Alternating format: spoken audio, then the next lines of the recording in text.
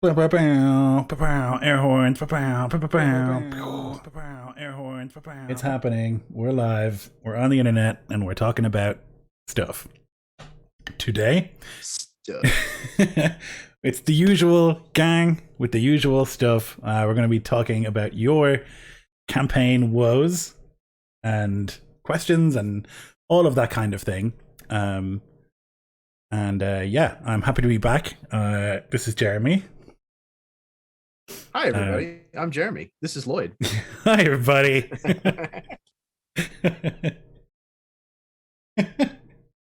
Yeah, that's the way we should do it in future. Introduce you there and do like a real, like, hey, everybody, welcome. Like it's a GCTV show. We're professionals around here. Yep. Okay, cool. So, yeah, this is Spirit GuarDMs. We talk about campaigns and your questions and issues and stuff in games that you have. So if you have questions during the stream, if you could throw a question in front of it, that would be great, so we can see it easily in the chat.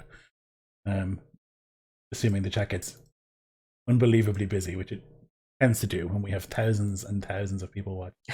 All of the annoying fans out there, right? Are going to flock it's real difficult to manage with so many. Yeah, I guess we should do the thing that all the good Twitch streamers do: is read all the subscriptions and gift subs that they get at the start. And we've completed that section of the stream, so and done. Yeah, nice. Okay, great. So yeah, let's kick it off with whatever is first.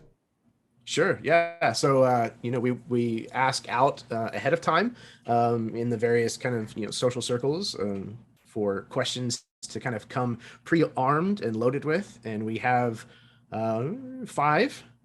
So we'll just go ahead and start with the first one that we have, and it is from Drew Hoffner, and he asks, not an ongoing campaign, but the main monsters in my setting are the weeds, plant monsters that have gone crazy without sunlight, since the setting is all underground after the sun has gotten snuffed out. I'm trying to have a good selection of ideas before I begin running the setting.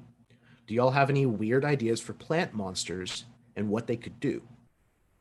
Ooh, plant monsters. Cool. That sounds nifty. My first thought is like animating dead things, like using the dead bodies or whatever, like the detritus that gathers, and like animating it with roots and that kind of thing. So you could, what's nice about that is it allows you to have big variety of baddies, and you basically can use, like, I'm thinking sort of efficiency wise, you can use the undead stat block, but it's plant reskinned, right? Right. Yeah. That would be my first sort of port of call for, like, okay, I need a quick encounter and I didn't prepare special monsters for this, but I wanted to be plant based. And you could take that a step further and go to the animated objects under the monster manual, and just have inanimate things, that have been grown into with, fungus or, vines and things that have animated suits of armor or pieces of furniture, or maybe even an entire house. Yeah, and what you were saying made me think about that. There's a fungus that does that with ants. Oh, yeah. It grows into their heads and takes over and makes them go way up high to the tops of the trees, and then releases the spores.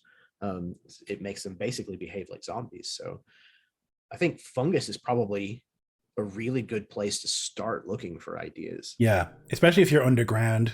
Yeah, for sure.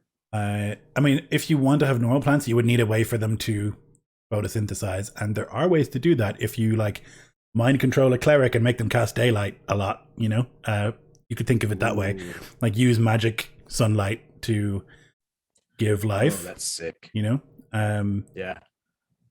that could be cool. Maybe there's even like an entire cult of like low-level clerics that focus on daylight, sunlight spells, and these plants are actually the ones that are kind of pulling the strings behind this cult.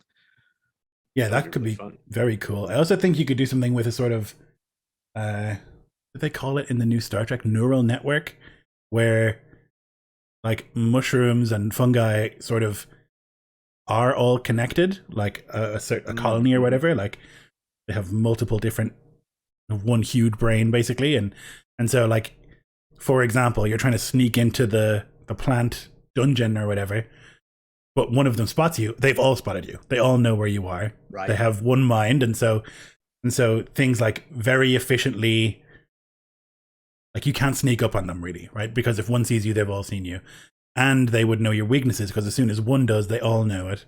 If they're all connected to the same sort of hive. Hive is like an insect word, but I guess I sort of mean mind, right? Like yeah, exactly. root network or something, you know? And yeah, I think again, kind of taking, a jumping off point from the real world, I think aspen trees are like that. I think that if there's a grove of aspen trees, they're technically all one organism. Yep. The biggest organism on the planet. Yep. Right. So, I mean, like, again, you don't have to go really far to kind of find really weird and interesting things that you could absolutely leverage into gaming. And, take, a lot of that kind of information and blend it with illithids, maybe even take some of the behaviors and, some of the things that the elder brain and all that kind of stuff, and kind of just borrow from that and just lay it over your plant creatures. And now you have something that's powerful and dangerous, in addition to just being weird and creepy. And you could think of like fly traps and stuff too, the way they like lure flies. And then if the plants are devouring people, then they sort of learn what people want. And so you can sort of advance that concept to like a siren like plant or something, like where it shows you magically like an illusion of the thing you want or whatever, or what a lot of people want. To lure you over there, and then you're in it. It's too late, Right. Absolutely. Actually, a really interesting concept. I think there's like a lot of plants are quite alien. I've my favorite episode of that. I think it's the first Planet Earth is about plants, and they do this awesome thing where they do time lapses, right? And you can see the plants moving as if they're moving at our speed, and so you can really see these like wars happening between plants, and you can see like, especially with like fungi and stuff, the way they like try and attack each other and move across each other and that kind of stuff. Like, if you think about it in that sense, like these are now going to be moving at a much more fast pace, and so you can see these things that actually take plants weeks or years even would take them like a human amount of time to do. Yeah, that's a great point. And I think a really important thing to consider when kind of moving forward with this idea is that they have to be eating something. They have to be consuming some form of energy. So I think, understanding what that is in your setting and being able to play with that is another like axis on this kind of wheel that you're building of ideas. And I think that it's worth potentially paying attention to, because like you said, if it's Venus flytraps or pitcher plants or whatever, now maybe some of them have, acids inside of them that can dissolve flesh like a gelatinous cube does, or maybe they do, literally trap and physically, hold people in until they suffocate, and then they can devour them. I think there's a ton of ideas that you can play with this concept. Yeah, you can have a hierarchy of plants too, because if you're underground, there's no sunlight, then the sun requiring plants are harder to it's harder to make those function. You need much more support for those to exist. So then maybe those are at the top of the pyramid because they need so much support, like a king or whatever, right? Like, and then by comparison, you've got mushrooms who can really, or fungi who can really take care of themselves almost. And so those are very plentiful. And so by the time you're fighting lieutenants or whatever, you've got treants or whatever, and that kind of stuff, which really require a lot of light, a lot of water and things like that to exist. And so you need like a whole cult network to support one of them or whatever, Yeah, that's really cool.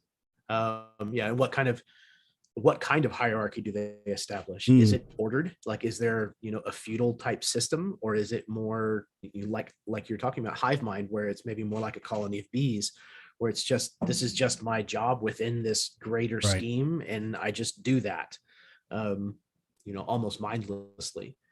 And some cool stuff. Yeah, and just the idea, it's sort of always very frightening, the idea that like the individual organisms don't care about their own life or safety. Sure. in the way that we really do, you know? And so they're willing to throw themselves at you, sacrifice hundreds of them to get to you, that sort of stuff, in a way that we are unable to do, or unwilling, or both. Right. You know? And again, you know, like the thing in World War Z where they're just, you know, collapsing against a wall until there's enough of them that the rest can use them as a ramp to get up, you know, to where you are. Ants again do a similar thing where they build bridges, you know, and out of you can do all themselves. kinds of crazy stuff with with blights and lower organisms in your plant kingdom. That's a really cool concept. Yeah. Actually, I think it's really interesting. Like, for some cool bad guys, I think. Whenever you can take like a real life concept and because a lot of the things in our world are not particularly dangerous to us, right? Certainly plants are not particularly dangerous to us, most of them, unless you're eating them. But then if you think about changing the scale a little bit and the speed, suddenly they become very, very frightening, right? Like, and so these are real things that exist. You just tweak a few things, and then suddenly, like, oh, the idea of like growing a root through the ground quick enough to like chase you or whatever is like very frightening, actually, you know? Yeah, absolutely. And again, just, you know, you said growing very quickly, bamboo, you know, bamboo grows so fast, like an inch a day, something like that. Right. And if you just, again, take that and scale it up a little, then all of a sudden, you know, you have plants that can overtake things within, you know, a matter of days, you know, a week. So yeah, you could see a really weird invasion of a city where there's no combat, but plants just sort of move into all the cracks between the bricks and all the, you know, cracks in the street, and eventually just crack the stone. And this could happen very quickly. And so there's no fighting it really. So you just have to like abandon the city, you know? You're like, oh, we guess we give up. Like, unless you got enough wizards to cast blight again and again and again, like, it's not really an effective way to deal with it. Oh man, that would be even cool too. You know, people who are armed with that kind of a spell, you know, blight, and there's another one called Wither and Bloom, something like that, I think. You could have like almost an antithesis to these sunlight priests who, you know, you would typically think a sunlight priest is a good, you know, character, a good organization, and you can kind of twist that on its head, and then you can have this antithesis group that is this withering, you know, about killing plants, and they're the good guys all of a sudden. Yeah, right. Yeah, like a weird like witch hunter style thing where it's like, okay, listen, we got to learn all the evil magic so we can kill all these plants. I'm a weed eater. That's a really good question, Drew. It's a cool concept, and I'd like to see kind of what you come up with on that. Yeah, cool. Yeah, you want to rock right on to the next one? All right. This is the first of two questions from Nicholas Chiquette, who I believe it's his birthday today. So, yeah, I think so. Happy birthday. If you're out there, yeah, happy birthday, brother. But he asks, as his first question, whenever GMing a homebrew campaign, how do you pace the whole thing, especially when it's a long format campaign, like a sandbox style? Yeah, that's really hard. That's something I still struggle with. A lot of it is tricky because you need a good mix of player push.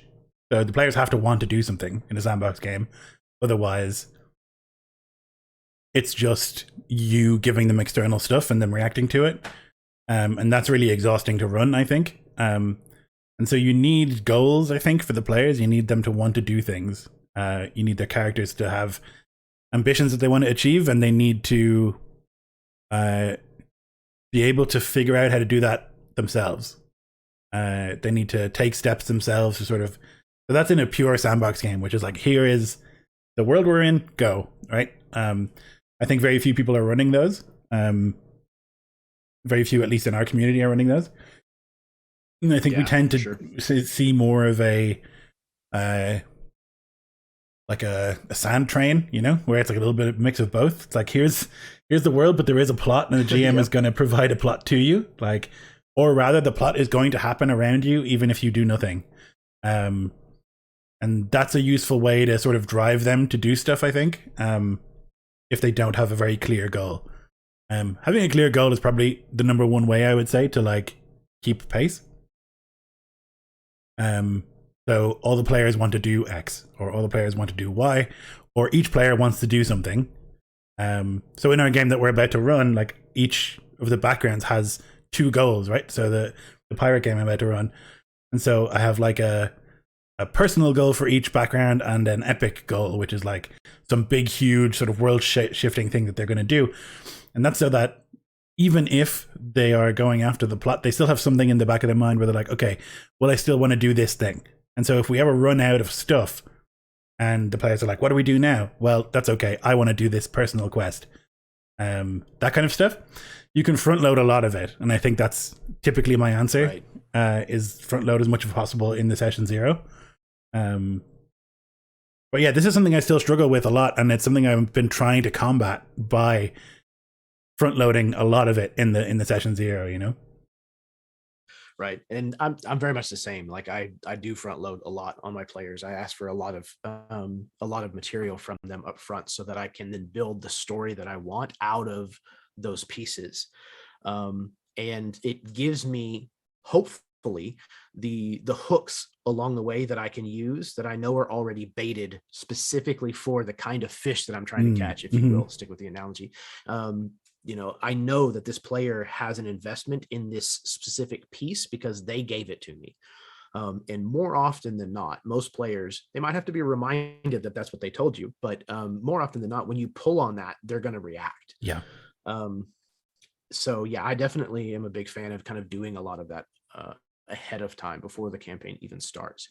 That being said, I don't run a sandbox game for a very good reason, because when I have tried it in the past, it tends to become too convoluted. I have too many ideas that I try to toss out, and only some of them get caught onto, and it's not always like with a lot of fervor. So it kind of tends to meander a lot, and it feels like it's kind of not really going anywhere. It feels very aimless. Yeah. I like having a place where I'm constantly trying to kind of head towards, even if I know I'm not going to get there exactly. It's kind of gives me a direction to kind of keep things going, and that helps me maintain a sense of pace, because I know, okay, you know, we need to get to this place eventually, so I know regardless of what else they're doing, eventually I need them to get there. So everything that they're doing, I try to say, okay, how can I get from, you know, this robbery that they want to plan to eventually going to the Baron's castle? You know, what can I do that's going to hopefully, you know, connect these two things? But largely for me, the pace is driven by the players in a long-term campaign, at least. If they want to take, you know, an entire session to have a conversation about whether or not, you know, there's a difference between clerics and warlocks, then that's great. I love that. As long as everybody is still having a good time and is still invested in what's going on, then that's just content that I don't have to prep for next session.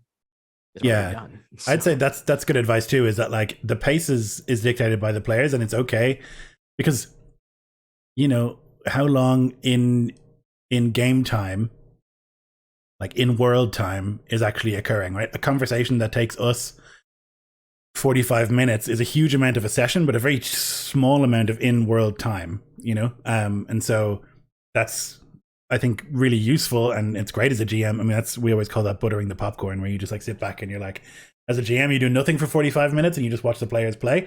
The best, you know? But yeah, it's like, I think you don't have to worry about that in terms of pacing. That's good. That's good for the game. That's good for like player interaction. It's really healthy for the game. The tricky part is I guess, like when they don't do that and they're sitting around the campfire and they're sort of just being there and they don't know what to do. Then it's, I think, good to poke them and be like, okay, remember that you want to do this, and don't forget that you have this thing that you have planned, and don't forget that your goal is to do this. Because yeah, they forget. Everyone forgets things, you know? Absolutely. And if you're playing a lot of games, like you've got 10 different characters of motivations to keep a track of, you know? So yeah. And weeks between sessions. Yeah, it's a pretty natural thing to forget some of the finer details sometimes. 2 points that I wanted to add to that. One is where you're talking about, you know, how much time is actually passing out of game or out of character versus in game. And I think that that's something that a lot of people don't realize that they have control over as a GM, is the dial of time. Mm-hmm. Like if you need to, you can crank that thing up and jump forward a month or two in game. Yep. Like there's nothing wrong with that. Like they do it in storytelling all the time.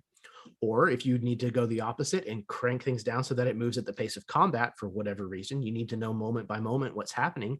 That's okay too. And it's okay to jump from one to the other between, you know, scenes Mm-hmm. in your sessions. It's perfectly okay to do. And then the other thing that I wanted to point out is, damn it, I might have just had a brain fart. Getting old sucks. What was the last thing that you just made a note of? Also gone immediately from my brain. I said that it's healthy for the game to have long conversations in game, that it's good for the players. Yeah. And to poke them about their quests. Yes, absolutely. And that is probably more important than you as a GM understanding the every bit of pacing from moment to moment, is just understanding when the pace has become a lull and when you need to do something. Mm-hmm. When you get that sense of, okay, everybody is starting to check out, you know, mm-hmm. where things are slowing to a crawl, nothing new is being said now. That's when you need to step in as the GM and do something, you know, you know, all of a sudden, you know, the door busts down and, you know, such and such barges in with new information. Or, you know, oh my gosh, you know, somebody screams fire and, you know, is running around. You see smoke is starting to fill the room, you know, just something to get things moving and going again. And as a GM, if you do have a story that you're kind of going towards, this is a great place for you to interject things to kind of nudge back in a direction you need it to head. Mm-hmm. Yep, totally. Yeah. And that's I mean, I guess you'll sort of get a feel for that, but there's a real difference, and I can definitely feel it, and I think you can too, like between characters who are vamping, who are just talking because they're there, and characters who are doing something meaningful with the conversation, right? Like there's a big difference there. And both can be useful in their own way, but certainly. I definitely, when there's a characterful moment, then you don't want to introduce more pace. You want to be like, great, let them work it out. Like take as long as you need to work it out. But if it's like, they're just sort of like, and what did you do today? Yes, I also like beer. You know, like when they're like Skyrim NPCing, like, oh, have you ever been to Whiterun? Like, that's when you're like, okay, guys, fucking explosion happens, you know? Yeah, exactly. Yeah. Yeah, and I think that's like you said, that's a learned thing as a GM. That's something that really is only going to come to you through experience of running a game and or consuming a lot of storytelling medium, to understand when it's time for a scene to move on. Yeah. And when it's not time, when there is something meaningful that's being discussed, even if it is taking a long time, to just let it breathe, just leave it alone, let it sit until it's not producing anymore. And then that's when you move things on. Mm-hmm. Yeah. And the moving things on can simply be you sort of doing as if you're going to leave the room, like put your hands on your, slap your knees and be like, right, so what's next? You know, that's enough often to get players to go, oh yeah, we should be doing something. But yeah, that's the fine art, I guess. The meta question, you know, of just being like, okay, you guys have obviously reached a point where now you need to make a decision. What is it going to be? You know, if it's unclear to you as a GM what direction that they are intending to head, sometimes it's okay to just take the conversation out of character and just have that as a table, decide on something, and then skip ahead to when that's implemented. Yeah. Yeah, for sure. Yeah, sometimes they just need a kick or a push or a nudge to get them in the right direction. But yeah, I mean, about pacing, I guess, like, you know, it's a very complicated question and one that I don't have the answer to. But what I've run through some of the things we try. But yeah, I would just urge players to, and it's also really good between sessions, like when you finish a session, ask, what do you want to do next time? Like, what do we want to achieve in the next session? And then at the end of sessions or between or whatever, just like ask a little bit and prod about what do we think the next session looks like and what do you want to achieve and that kind of thing. Which is not something you have to do in a like quote unquote scripted campaign or like I think Railroad is like becoming an unpleasant term for me because it has a really negative connotation. And I don't think those games are bad. They're just different. It's a different style of play. So I like scripted Yeah. or something makes more sense to me. Um, Mhm. but in those kind of games, you don't need to ask the players what's next because you're kind of leading them in that direction. But in these kind of games, like the vampire game I'm running at the moment, is very open ended.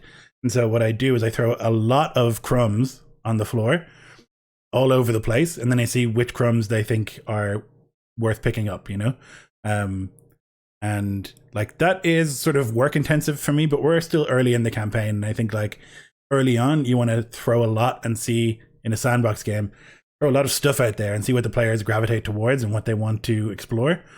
And then sort of as they do this one task and this other task, you can see like, okay, this is the kind of task they like completing. Great. I'll sort of feed them more of that sort of stuff, Right, absolutely. And I think again, having that kind of, like you said, that meta conversation, that conversation of just point blank asking them, what are you interested in? What are you thinking about doing this next time? Even going back over what you've already covered. Here's what you know. Boom, boom, boom. Do it as a bullet pointed list and keep it short, and then say, with this information, what is it that you want to do next? I think that's perfectly okay. I think it's really helpful to do even as a session zero thing. I do the cope list where it's a management of player expectations, and I think that it's okay to do that between sessions as well, so that you can stay up with it. Yeah, because I often find too that when you start a game, you think it's going to be one thing, and then you play a few sessions and it's a different thing, and so it's good to re-examine. Like, okay, is this the direction we want to go in, or do we want more action? Do we want more guidance, or whatever? Sometimes with very sandboxy games, I think it's also the case that players think when they start, I know what I want to do. And then they play 2 sessions with their character and the character is very different to what they anticipated, which happens to everybody. Like, yeah, absolutely. Like no character survives first contact with the enemy being you playing them, And so once you get in a few sessions, it's good to re-examine those things. Like, okay, do we still think this is the direction we want to go? Are these still the goals that you have? That kind of stuff.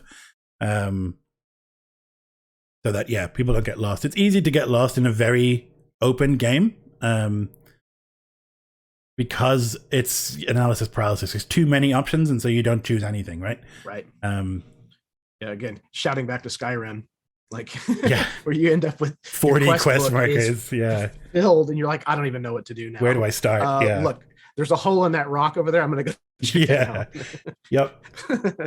Yeah, so giving guidance is even if, I mean, I can be bad at this because I'm like, no, I said it was a sandbox game and I told them to be ready for this, and it's like, okay, but who wins there? Nobody. So just be like, what do you want to do? But yeah, cool. Was that a 2-parter? That question? That was his first question. Okay. He had a second question. We can roll right into that since it's his birthday. Why the hell not? Yeah. This is also from Nico. He asks, what is the best combat you've ever experienced as a player during a game? And what about run as a GM? What made it so special? Oh, God. I've been in a lot of excellent combats. So I sort of grade them on 2 different scales. And one is like mechanical satisfaction, which I really is for me really important in a game. And for that, Nico Dawson ran a Roman Legion game where we were all Roman legionaries, and we had this combat getting into the lighthouse at Alexandria, and it was like the most mechanically satisfying game that we've played. We had a number of multi-class characters that had all these different abilities that worked really well together. Lots of like sentinel and reactions and blah blah blah, and it just felt really awesome to like. It was our final session. It felt really awesome to like get all those parts moving together and get it all working very satisfyingly. Sort of, it was a lot of very carefully planned and executed and that sort of stuff. That was very satisfying on a sort of mechanical level. But on a narrative level, there are many of them. It's really difficult because there's typically when you play D&D, like a lot of the narrative resolution is in combat, right? Like a lot of the big moments tends to be in combat. So it's very tough to choose one. Yeah. As a player, I read this, whenever he first asked it, and then I read it again before we went live, and I've been trying to think of it. as a character, I don't know. There's two different characters that I really enjoyed playing, mechanically speaking, the same. One was a dwarven fighter in 3rd edition, and there was a combat where we had stormed a keep or a castle, something like that, and we ended up in a fight in a hallway where we had enemies approaching from 3 different directions, from 2 different sides of the hallway, and then up a set of stairs into the hallway about midway through. Mm-hmm. And the rest of the party was concentrating on holding back the enemies that were coming from one end of the hallway and the staircase. And I was by myself on the other end of the hallway trying to hold that hallway. And he was a monster of a character. Mm-hmm. I mean, he had this amazing axe that was like, it would cleave through. It had like Orc Bane and Goblin Bane as well on it. And they were orcs that were charging in. So I managed to hold that entire hallway by myself for the entire combat. And I think at the end of it, I had like 7 or 8 corpses like that I had taken out, and I had, you know, single digit hit points when it was done. So that was very gratifying because that's what I had made that character to do. And he did it, and he really did it well, and it was a very kind of, you know, awesome moment. So I guess that would probably be my answer for as a player. Yeah, as a GM it's difficult because I think, like, again, like so many of the most important parts of your games are resolved through combat when you play D&D. There's a couple in my Against the Shadow game that were like really close, and those are always exciting. There's definitely some Isklov combats that stand out. There's one that stands out where this was all dice, where Jeff's character was killed in the first round of combat, and he was the leader of the party, and so the campaign ended through that action basically, and it was just pure dice, you know, and that was like very interesting. I don't know if it was very satisfying because it was like, okay, campaign's over, I guess, but that can happen, right? Like, he rolled low initiative, and one of the bad guys, who was basically an assassin, rolled very high, got on, shanked him, and then like through crit rolls and whatever else, just dead. And we were like, oh, okay, like not like dying, but dead, you know? Right. And we're like, oh, Jesus, okay, that can happen. And it was a very Isklov specific moment where that's what we designed it to do. And then it happened. And we're all like, oh no, you know, who let this happen? So that was pretty cool. There was a fight against the Witch King. They fought the Witch King of Angmar near the end of the campaign, and that was pretty awesome too. It was very sort of cinematic and huge, and they were like level 12 or 13 or something, so really high level for one of my games. And it was like all the big powers were coming out, and all the cool stuff was happening, and it was like in the middle of a huge battle at Isengard, and with all this stuff occurring all at once, and it was very climactic, you know. That was satisfying for sure. Yeah, I like really epic, defining combats like that, especially ones that kind of come at the climax of a campaign. Mm-hmm. You know, especially one where you've kind of invested and learned a lot about the characters and kind of what they have going on. God, as a GM, I know one of the combats that stands. Okay, I have two that I want to throw out there as a GM. One of them was playing virtually, and it was not at the end of the campaign, but in my On the Rise campaign. It's a Egyptian themed D&D. There was a point where they were fighting from like sand ship to sand ship, and they were fighting these pirates, and there was a blue dragon that lived in the area that I had built up. Mm-hmm. And that blue dragon came to claim the stolen treasure, which happened to be on board the pirate ship, and literally came in, swooped down, picked up the pirate ship in its talons, and started to fly away. The point of the combat was not to fight the dragon. It was well beyond their level, and I made that very, very clear. Mm-hmm. So I made everything that the dragon was doing into environmental effects. Treasure was falling out of the ship, and it was raining down onto the deck of their ship. So, there was a certain amount of damage it was going to be handed out every round. It doing its wing buffet every round, to gain height. And that combat went really, really well. mechanically, but also the players were absolutely terrified of the dragon. Yeah. Which, in my opinion, that's the way it should be. You know, when a dragon shows up, everybody should be like, "Oh fuck!" Yeah. So that felt very satisfying. Yeah. The other one that stands out was for my home group. I ran a Victoriana steampunk game where all of the characters were trying to solve the Whitechapel murders. And the culmination of that game was also ship-to-ship combat. It was 2 airships over Budapest, where they were fighting Frankenstein and his monster. Nice. So that was really, really fun. Yeah. Yeah, cool. Into that campaign. Yeah, I think it's tricky because I have a lot of combats that really stand out to me. There's some for different reasons. Like there was that Gith game where we were all extremely high level, and like we would fight we fought Tiamat, and we fought like a bunch of other and we were fighting each other often too because it was Gith and we were all trying to get the treasure or whatever, right? So there was a lot of tension in those games, and that was fun. But yeah, I think it's hard to pick. It's like picking a favorite song, I think, or a favorite movie. Like there's a lot of for different reasons that you like different combats and stuff, and it's hard to pick a favorite, but I've definitely got a few. Yeah,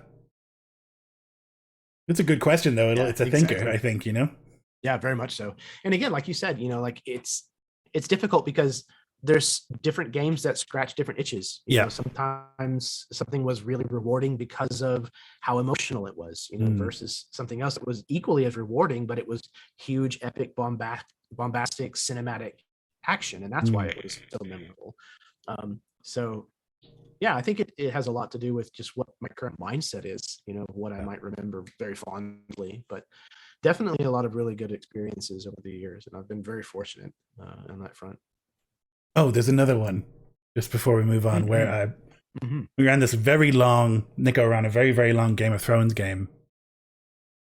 And I played like an old lord. So he was not a fighter. He was a marshal. So this is before Iskloft existed. So there was no Herseer, but sort of a marshal from some third party. But it was like like a warlord in 4th edition where he buffed other people. But he was not a fighter himself. And we were like moving at night through the town. He was moving on his own in Bravos, and got into some shit with some water dancers that were at a fountain, and he had to fight them. And he was like deeply outmatched and was getting his ass handed to him. And he had like one of the others with him. And so it was really humbling because he commanded legions, like very powerful person, had like tens of thousands of soldiers at his command. And it's like, you get in a fight in an alleyway with the wrong people, you could still die if you're like, in your 70s or whatever. So that was really awesome too. Really stood out. Yeah, that's great. And again, like even combats where like characters have died, sometimes, and you're not victorious. Sometimes that can be rewarding in its own right. Yeah. Whether that's kind of the moment that the story kind of needs or calls for. Big time. Those can be really, really fun. Awesome. Okay. So moving right along, we have a question from our good friend Baron Cantrell. And he asks, all campaigns need a few sessions to get their legs. What tips can you offer to minimize the amount of sessions that this takes? Quest ideas, banter ideas, conversations, etc. So we're going to go to the old standard front loaded in a session 0 doc, or in a session 0. That helps a lot with knowing what people want to do. But for banter and stuff, yeah, that is tricky. I think that's something that comes with time, but there's probably ways to create situations to make the players banter. I think like the tavern is like a classic sort of for a reason. I think it's they have to sit there and talk, it's not maybe the best way to start a campaign anymore because they have to sit there and talk, and you want to kick it off with something interesting or something sort of dramatic, but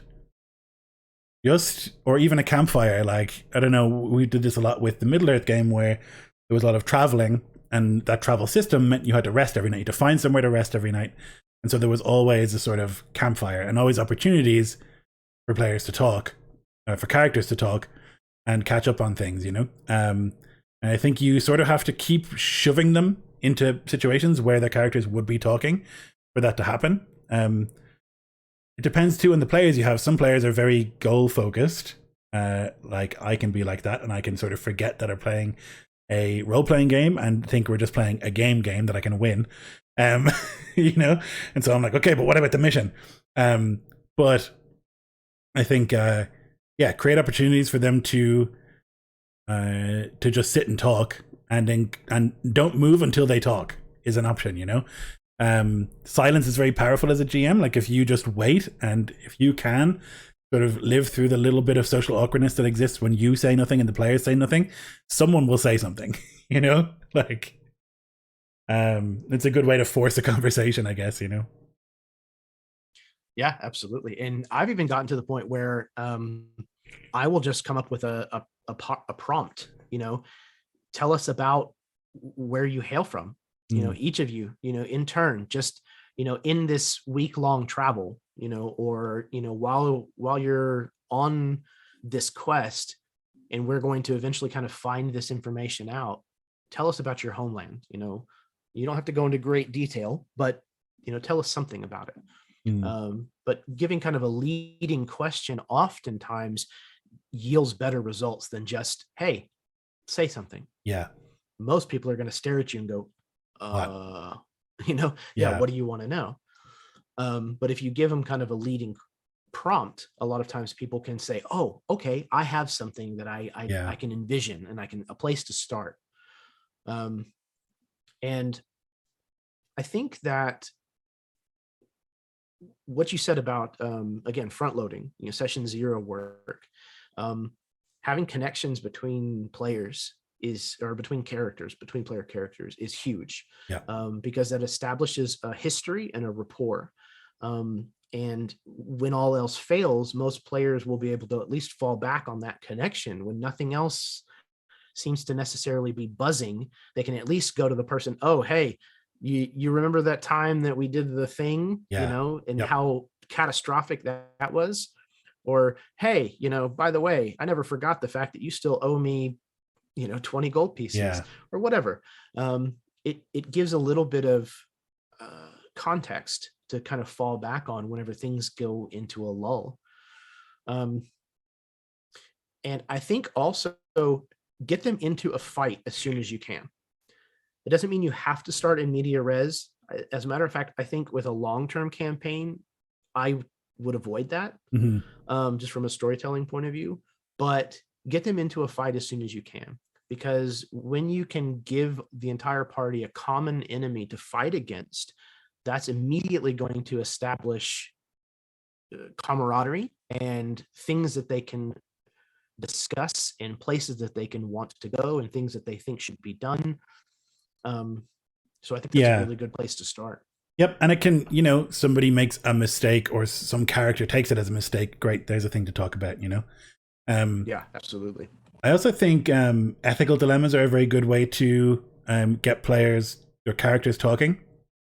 So, I mean, you don't want to present some horrifying like trolley problem to your players, but some like quest that ends in a sort of way where there is a branching decision, right? Like we could do this or we could do this, and then one of them could be a little bit more rewarding fiscally or like treasure wise, but a little less kind, and the other might be kinder. But that's a good way to sort of separate the characters into two camps often, you know?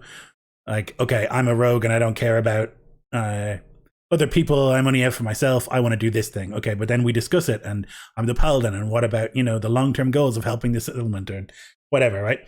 You can create sort of problems that way and work on it that way. And it doesn't have to be very complicated, you know? It can be like, do we want to, whatever, you know, save the goblin babies or something, you know?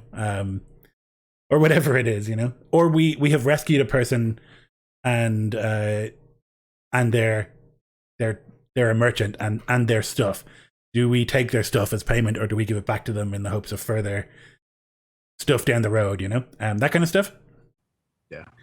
Yeah. I think having morally great decisions is always really fun. And it is I think that's a fantastic place where people suddenly understand their characters very well. Yep. They're like, there's no way my character would let this happen, because of XYZ. I think it has to be done this way. And then somebody else is going to typically come at it from a different angle and say, well, no, wait a second, you haven't considered, this.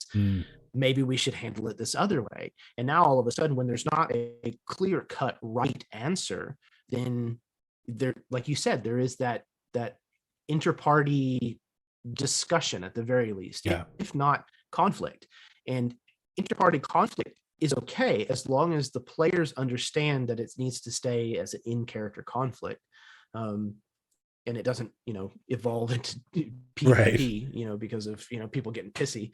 But inter-party conflict, again, these games are all about conflict and conflict resolution. That's the whole purpose behind most of these. So even conflict that comes from within the party can be really fun and beneficial. Yeah, totally. And you should, whenever possible, present them with those situations, I think. And excuse me. And like I find currently in a game I'm playing a dwarf, and even thinking about the length of a dwarf's life compared to a human's life, he's much more willing to make long-term decisions. So he'll wait 50 years for the result, or the reward. Humans don't have that choice, So that's a really interesting sort of thing that's come up in that game where really the decision is it's not even gray. It's like, okay, but the thing is, what if we just waited a long time for the result? Because I'm still going to be here, and a long-term investment is better for everybody. And like, usually that's true, but not everybody's going to be here in 50 years, even if you, a dwarf, will live for 300, and you compound that even further, if you have an elf in the party or something, like these things, like little sort of differences in ancestry and stuff can make a really big difference in decision-making processes. I always find that very interesting and sort of fun. Don't be so hasty. Yeah, absolutely. We've just finished saying good morning. Good morning. But yeah, I mean, that's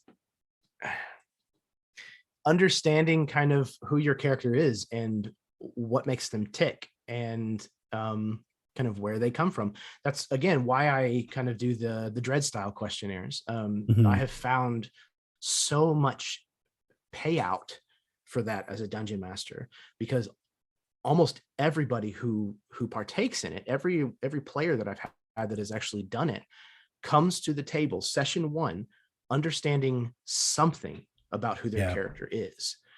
They have a concept in their mind of like the way the character behaves, the kinds of things that they might find important, the kind of things that they don't, what they're willing to sacrifice, what they might be after. And their character will change over the first couple of sessions, definitely. But they at least have a starting point as opposed to just information on a paper, on a character sheet. Yep. Yeah, and those dread questionnaires are amazing, and I would always recommend them. And you can find a bunch of them online for various things. You just tweak some of the questions, but like they have a lot of really powerful leading questions, like you did this, why did you do it? Or when this happened to you, how did you feel? And so it like provides a lot of like, these things have happened to you already, and it gives you a lot of information in that sort of way, as opposed to an open question, which is like, how did this, or why did you do this? It's like, this has already happened. What was your response? So they're really good on the sort of leading front that way. So yeah, I would definitely look into those. They're super useful for campaigns. Yeah, like I said, I that has paid out in huge dividends for me already, and I won't ever do a campaign without them again. They're just worth too much. Yeah, so I think kind of in closing on that question of Barons is, on the whole, it's just kind of something that has to happen. Like I think any story takes a little bit to kind of find its stride. A campaign is no different. A television show does the same thing. The first several episodes of most TV shows can be a little rocky sometimes until it finds its stride, its groove. And a campaign is the same way, especially if the players are new to one another. That's just going to be a part of the process of kind of working things out. But just, have faith. be smart about how you choose your players ahead of your game if you can. Find people who are all kind of on the same page as far as what they're wanting from the game, their level of commitment, things like that. And that will do a lot to kind of pushing things past that initial awkward teenage phase. Yep. But yeah, it's got to happen. It's always, and even, you know, it happens with every game, even when the players know each other well and are all enthused, still you have to figure out who your character is, and that takes a little bit. So it's always going to be a factor, I think. And you just have to, I guess, like the easiest thing to do is just understand that that's not your game's fault. It's just we're all now effectively strangers again for a couple of minutes or a couple of hours. But it'll get there, you know. Yeah, absolutely. And again, you know, one of the things that I try to remind a lot of people of, it's a kind of a motto that I try to live my life by, but also, you know, for being a GM, is know thyself. It's, you know, understand what your strengths and your weaknesses are. And that goes for the fact that your campaign might go through this. It might have to understand that that's a weakness and just kind of prepare for it. Make your first couple of sessions really fun and snappy, you know, throw some really interesting you know, combats in the direction that will help set the tone and the pace for your setting, but is also going to keep everybody kind of entertained and not focused and worried so much about not really understanding how everything fits together yet. Yeah, totally. Yeah, just understand it's a normal part of playing a game. Take some time. Like, you can't like yes and everything in a role-playing game. And so, or if you did, it would just be chaos. So it's okay to have these little moments of weirdness and stillness. Like it'll get there. Yeah, absolutely. And again, like, you know, even playing as long as I've played, you know, when I play a new character, I have an idea of kind of who they might be coming to the table, but it always morphs and changes, you know, over the first several sessions at least, kind of having to find their voice and, you know, where, because one of the things that I think a lot of people don't understand is like, you're portraying a character, but that character is also a part of a group, an ensemble. And within that ensemble, your character is going to have a role to play. And I don't mean like the rogue or the wizard. You're going to be the comedic relief, or, you know, the moral compass, or exactly. You know, and that's a natural thing in an ensemble group. So everybody's going to have to kind of find where their character fits into that spectrum, and leaving some room for a character to organically develop into one of those roles, I think is a good idea as a player. Because if you come to the table with that already decided and somebody else has already decided the same thing, then you just end up with that kind of alpha male bullshit where you know, they just kind of argue until one of them kills the other one. So I think having an idea of who you're going to play is good, but leave room for growth organically at the table. Yeah, 100%. Yeah, I was going to say the same thing, that like you have these, you have to figure out where you fit in the group, even if you know the character really well. If you played them in other games, if you've played them in 100 other games, as soon as you join a new group of people, it's a whole different, you're a different person. You have to be. It's the same with 100%. Just like being an actual person. When you enter a new group of people, you know, you put on one of the 750 million masks that you as a person wear, like depending on your situation, right? You're a different person with your parents than you are with your friends, than you are with your partner, than whatever, you know? So like, it's the same with a character. Like they have to find their place in that little social group. Yeah, absolutely. But it's a good question, a very good question. Cool. Okay, so the last question that we have loaded in the chamber, and I don't think we have any more in chat as of yet. Okay, so the last question that we have preloaded is from Carrie Schultens, and she asks, I'm going to be running a kind of meat grindery 3-session short shot soon with Call of Cthulhu. I'm wondering if you guys have any creative ideas on what to do if or when PCs die early. I don't want them to just sit there. It wouldn't be fair to them. Okay, cool. In a meat grinder, sometimes you make several characters in like a, what's that called? A funnel. So if it's the case that like there's a lot of people going through this, and it's like a short game and it's like designed to be a meat grinder, then if you have other NPCs running through, then when when their character dies, they play one of the NPCs. This is something that, like, I don't play this game anymore, but like a lot of like Lamentations and a lot of other old school Renaissance games do, where you have hirelings that go with the party, right? So you have party itself, and then you have like little NPCs that go with you. And so if and when your character dies, you then take over one of those NPCs and run those. If you don't have those NPCs, then you have the player take on the role of some of the bad guys, I think, in combats. Like give them stat blocks and they help you GM the session basically, and they're doing something then, you know? I would say in a short game like this, that's probably the way to go. Like if it's not going to be a campaign where they are playing for a long time, in which case I would say make a new character and find a way to have them join or whatever, but that's a whole complicated thing too. But if it's like a meat grinder and that's by design and everyone knows that going in, then I would say hirelings, NPCs, that sort of stuff is the way to go. Yeah, I my answer would be exactly the same. Mm-hmm. What I don't know the premise of the campaign that she's going to be running, but what pops up into my head is almost like a zombie apocalypse, where maybe you have a group of, 10, 15, characters, where 5 of them are PCs and the rest of them are NPCs or background characters, that are doing the everyday things that need to get done, while the 5 are kind of the main focus of the story. And then if one of them dies, then you have a stable to kind of draw from and bring up, from the minor leagues, as it were. I think that's a really good way to build for it, like you said, for a very short run. And again, not knowing what exact story that she's telling, I don't know if that's an option or not. But if it is, that's definitely the direction that I think I would lead. Yeah, and Scream is a game that does this really well, because it's meant to kind of capture horror movies. And when a player dies when a player character dies in that game, they start helping to play the monster. Yeah. And that's really fun. It's a really neat aspect of that game. And so I think that would be a really good second way to also handle that situation. Yeah. Like you said, Lloyd.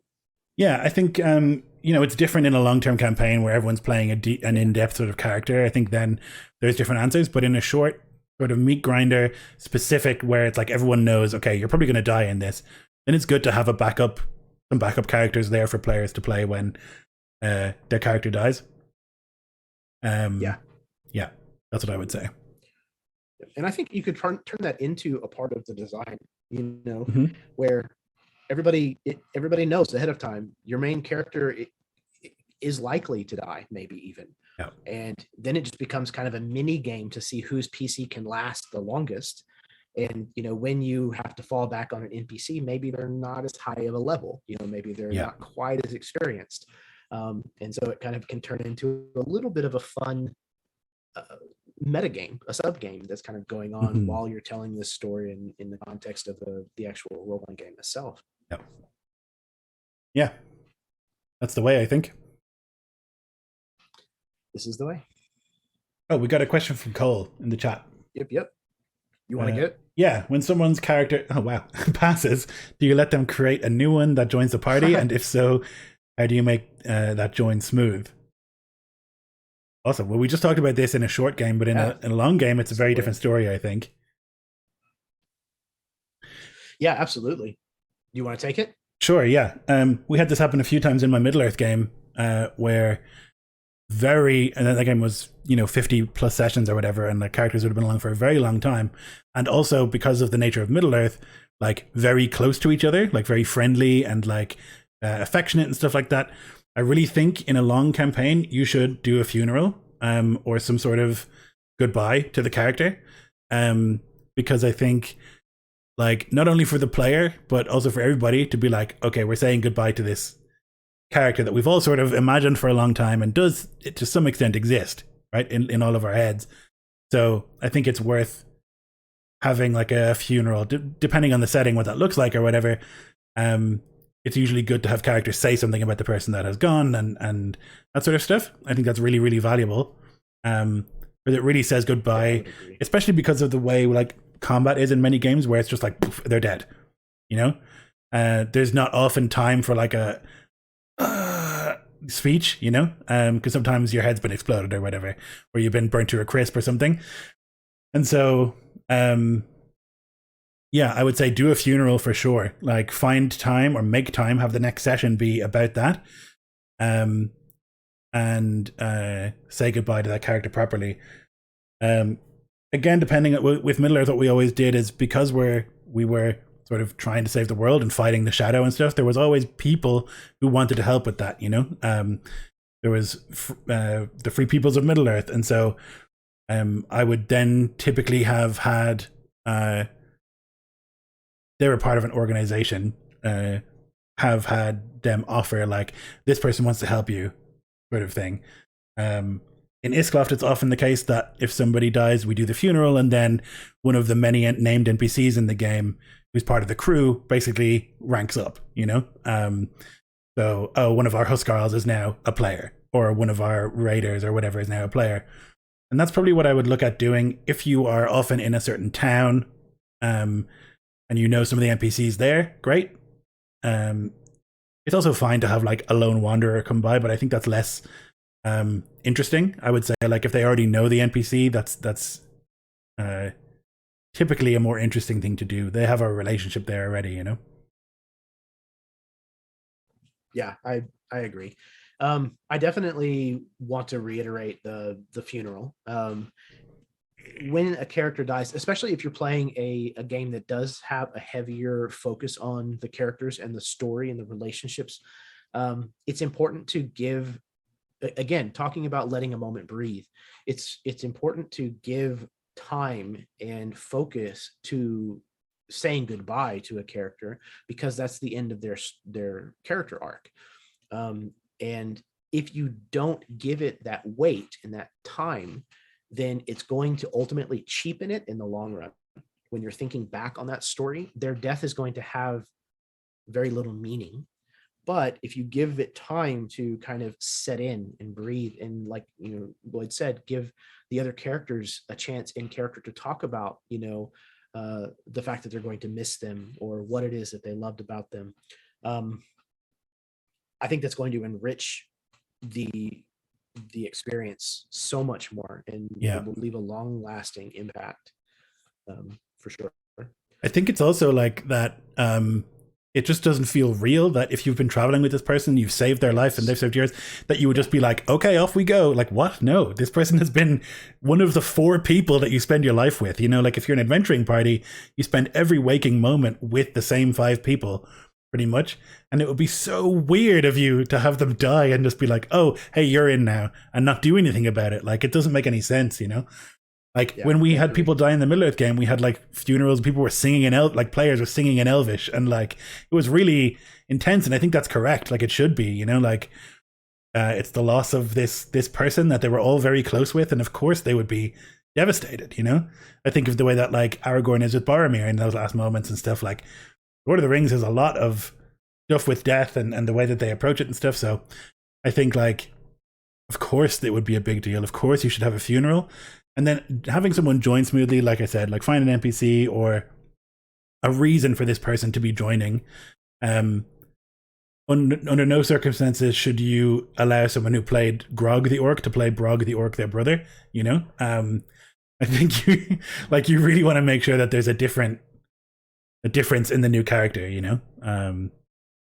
But yeah. Yeah. Again, I think that depends on the game. You know, sure. There are certainly games where, you know, again, beer and pretzels, you know, there's totally, whatever. Yeah. You know, Bork Jr., welcome. Yeah. You know, come on in. You know, fresh out of Adventurer Academy. But yeah, I think that there's usually, again, when there is a heavier focus on story, that there's almost always a way that it can be done that makes sense and it fits. The one that kind of jumps to the forefront in my mind is our Momentum campaign. Having Alan join us after a couple of sessions, and him coming to me, having watched the few sessions that we had already played, and say, hey, I want to play a paladin, and I think I want to be from this faction that you've already established that the party's kind of against. Is that okay? And to me, as a dungeon master, that's like, of course it's okay. It's great. Like, yeah, again, instant conflict, instant buy-in from everybody. You know, no way are we taking, you know, this jackass with us. Right. You know, there's no way we're not going to be babysat by this. But it worked because it gave his character this kind of internal struggle that he was dealing with. So, and it gave, you know, a reason for that faction to stay connected to the party. Right. So yeah, it was just a way that worked out really, really well. So I think if you're in a town, you know, or at least in a place where there are other groups of people, that usually it's perfectly okay to just say, hey, you know, this character comes wandering up and says, do you remember me? You know, you owe me 20 gold pieces or whatever. You know, again, if you have a lot of that front loaded information from your players, if they've given you NPC connections and answered dread style questionnaires and things like that, you can usually comb through people's information that they gave you and find something that's like, okay, you're wanting to play a rogue. So-and-so has a connection with a rogue's guild. Could your character be from this guild? Okay, perfect. Yep. So now that they come asking for a favor and you're the person that they send asking for it. And most players are going to say, okay, I understand what we're trying to do here. I'm going to work with you to try to make it so that you become a part of the team. Yeah. Yep. At least it's what a good player does. Right. I mean, it happened with Alan in that game. Like, we had lots of reasons not to trust him, but also there was plenty of reasons. Like, we had tie-ins, like my character had a tie-in with his character and that kind of stuff, so that it made it a little bit easier to be like, okay, because sometimes it can feel like we're taking this person because they're a player, not because they're a player character, but because the player's in the game, you know? And sometimes too, I think that can be really dangerous, where it feels like the players are only together because they're player characters and not because their characters have reason to be, you know? So it's really good to think about that and tie them into the world and the factions they're in, I think. Yeah, I agree. And again, like, sometimes it just takes a little bit of working with the player who's bringing the new character in, and even with the other characters. Like, it's okay to sit down and have a conversation about it. Say, hey, I'm kind of stuck about how to bring this new character in. Does anybody have any ideas? Right. And just kind of discuss it, you know, kick the ball around for a little while, and ultimately you'll land on something that everybody is happy with and can move forward. Absolutely.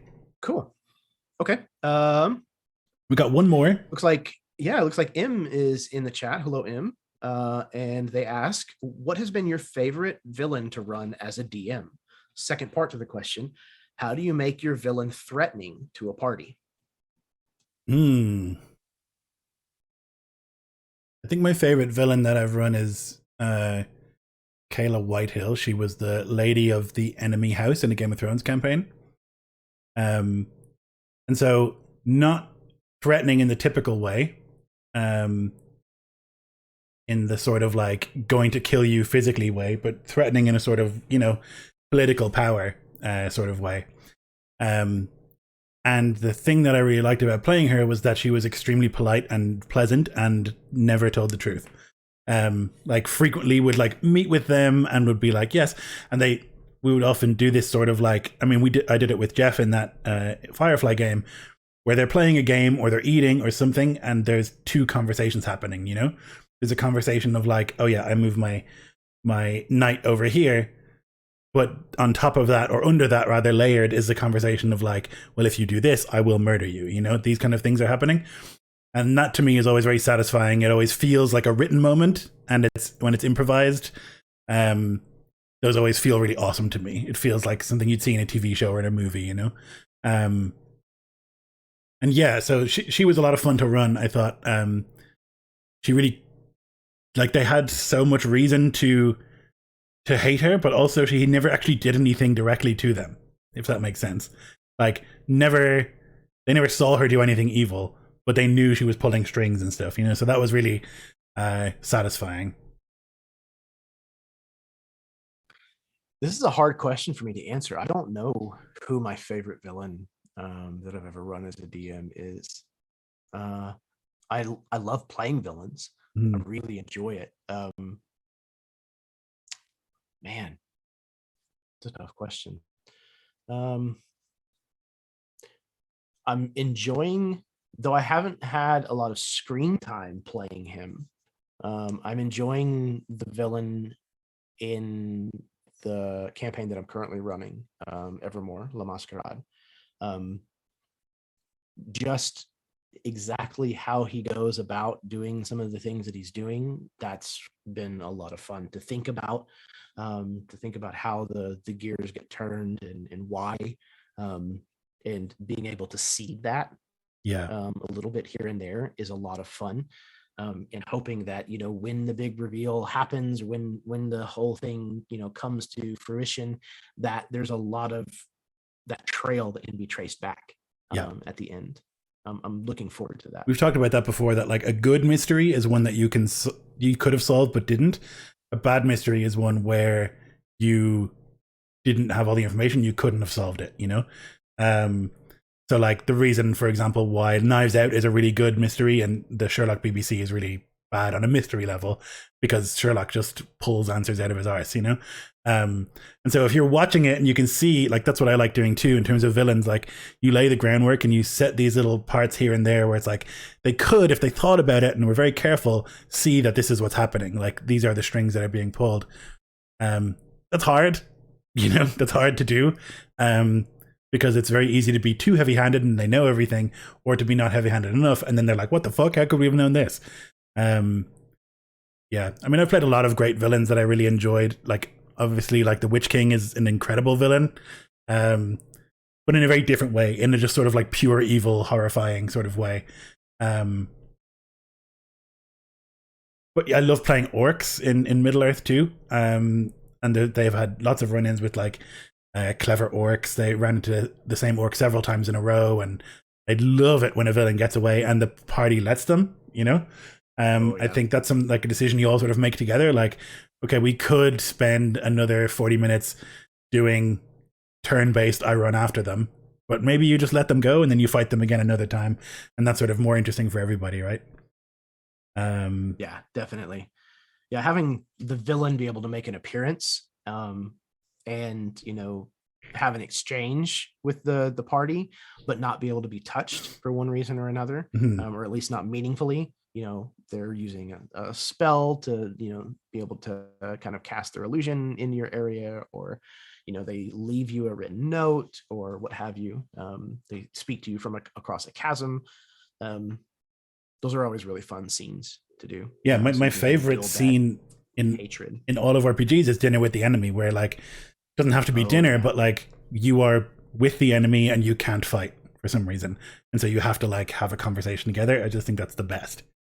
Like I love it so much. There's so much tension and so much of that where people are saying one thing but they mean another. Like I just think that's, to me, very satisfying, you know? How do you make your villain threatening is a different question. Yeah. And a difficult one, I think. It's a tough one. Very much so. It requires the players to believe that they are threatening. The players. Yes. It needs the players to believe that, not the characters, but it needs the players to believe that. And so it needs some amount of buy-in from the players. There's nothing, like, it's so easy to break that illusion if one player makes like a fart joke when the villain talks or something, you know?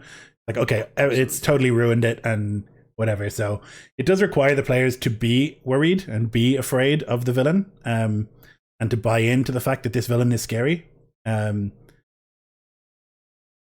Yeah, so that's number one, I think. Like, your players have to agree, very important, you know?